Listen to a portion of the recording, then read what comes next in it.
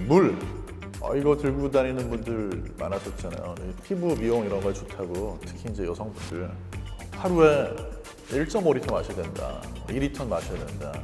기준이 우리나라는 2리터인 것 같아요. 2리터. 그죠? 2리터가 어디서 왔을까요?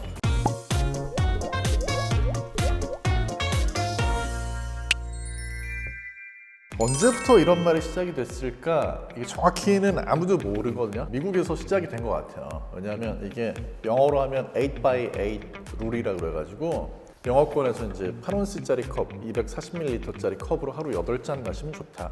그래서 사실 우리가 마셔야 되는 물이 얼마냐? 이거는 개인별로 차이가 있다라고 보는 게 요즘의 정설이고요. 의식적으로 하루에 2리터를 물을 마시려고 애쓸 필요는 없다. 보통 대개의 경우에는 한 1리터에서 많게는 1.5리터? 그 사이를 마시면 충분하다. 왜냐하면 나머지 1리터 정도는 음식으로 섭취하기 때문에.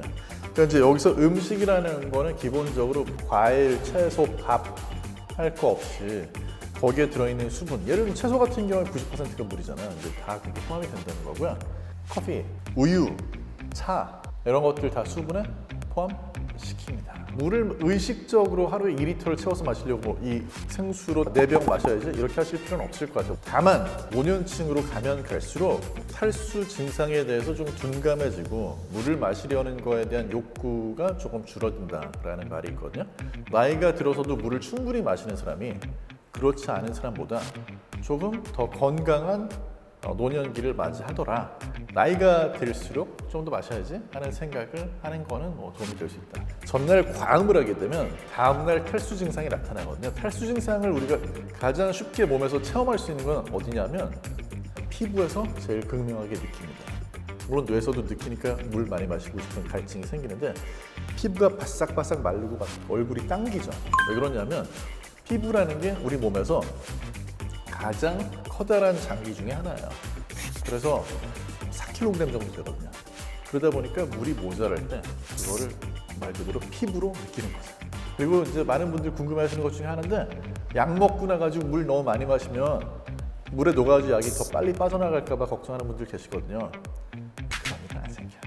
약 먹을 때 물을 충분히 마셔야 되는 이유는 뭐냐면 알약을 위로 쭉 내려가게 해주는 역할. 그래서 이제 물을 충분히 마셔야 된다. 그 충분하다는 거는 알약 한 번 삼킬 때 종이컵으로 한 컵 정도? 그 정도 드시면 되고 전에 마시면 식후에 마시면 후에 물을 마시면 그로 인해 가지고 소화되는데 소화 요소가 희석이 돼서 소화에 지장이 생긴다라는 주장이 있는데요. 그게 이제 한국, 중국, 일본에서 돌았던 이야기인데 근거 없습니다. 근거 없고 소화 요소라는 게 물 한 잔 마신다고 희석이 돼서 효과가 떨어질 정도로 그런 거에 영향받을 정도로 만만한 애들 아니고요. 그리고 우리가 물을 안 마셔도 하루에 소화액이 분비가 되는 양이 많게는 6리터, 7리터까지 분비가 되거든요. 그래서 그런 부분은 물 한 잔 마신다고 해서 미치는 영향 자체가 클 수 없어요. 그래서 너무 걱정 안 하셔도 됩니다. 그래도 아침에 물 한 잔을 마시는 게 좋은 습관이 될 수 있는 게 사실 아침에 식사를 하고 났을 때가 장 운동이 활성화되면서 화장실 가기에 제일 좋은 타이밍이거든요.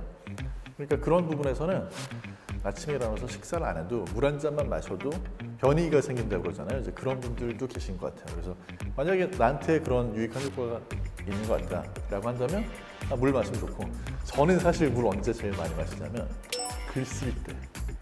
그래서 제가 궁금해서 찾아봤어요. 왜 나는 스트레스를 받거나 글을 쓸 때 물을 많이 마시지? 찾아봤는데 물을 많이 마시면은 그 물 많이 마시는 걸로 인해 가지고 살짝 교감신경이 활성화될 수 있다고 또 보는 과학자들이 있더라고요. 집중을 하고 싶을 때 물 마신 상태에서는 머리가 조금 더 집중하는 느낌? 이런 거는 있는 것 같아요, 경험에 따라서. 그런 게 있는 분이라면, 그리고 화장실을 자유롭게 갈 수 있는 분이라면 물 마시는 것도 나쁘지 않을 것 같아요. 대부분의 경우에 물을 마시는 습관은 건강에 좋은 습관이고요. 또 물 마신다고 해서 해가 되거나 물이 칼로리가 있는 것도 아니잖아요. 그래서 물 마시면 화장실 자주 가는 거 말고는 전혀 해가 될 게 없기 때문에 특별히 신장 기능에 이상이 있는 분이 아니라면 물 많이 마시는 게 좋고요.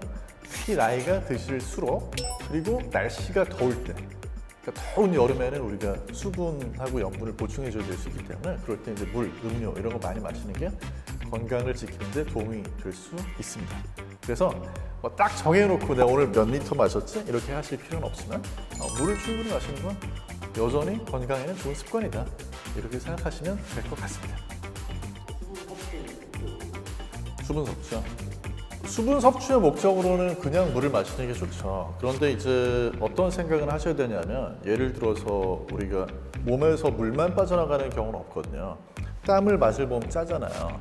그렇죠? 그 다음에 또 소변도 사실은 염분이 같이 빠져나가거든요. 이제 그런 걸 생각을 하면 사실 수분하고 전해질이 미네랄이에요. 그래서 그렇게 전해질이 녹아있는 그런 뭐 포카리 스웨트가 됐건 게토레이가 됐건 그런 걸로 섭취를 해주는 게 필요할 수 있어요.